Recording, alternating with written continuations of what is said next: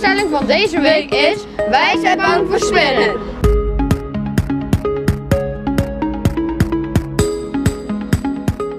De kijkersstelling van deze week is: wij vinden spinnen niet eng. Want wat vindt u ervan? Ik ben ook niet bang voor spinnen. Hele nuttige diertjes. En toen u klein was? Ook niet. Ik ben nooit bang geweest voor spinnen. Oké, dank u wel. Tot ziens. Nou, ik ben niet bang voor spinnen. Ik weet niet waarom ik bang voor spinnen wezen moet. Ik vind het eigenlijk wel leuke dieren. Heel boeiend. Toen u klein was? Toen ik klein was wel, ja, maar dat ben ik overgroeid gelukkig. En nu hebben we een heleboel spinnen.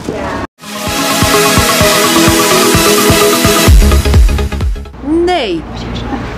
En waarom dan niet? Mee eens. Ik ben helemaal niet bang van spinnen. De spinnen hier in Nederland prikken niet, doen niks. Die kun je rustig op je hand laten lopen. Of bij het pootje beetpakken. En dat durft u gewoon zomaar te doen? Dat durf ik zomaar te doen. Maar toen ik zo oud was als jij durfde ik dat ook niet hoor.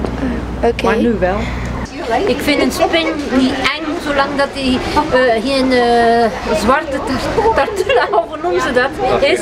Dat geen rood is, maar anders een spinnetje. Als je dat thuis tegenkomt, ja, dat is niet zo erg. Het mag niet in de slaapkamer zijn. Het mag niet in de slaapkamer zijn.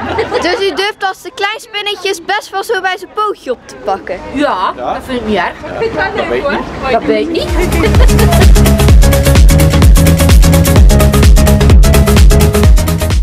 Ja, heel erg. Heel erg bang.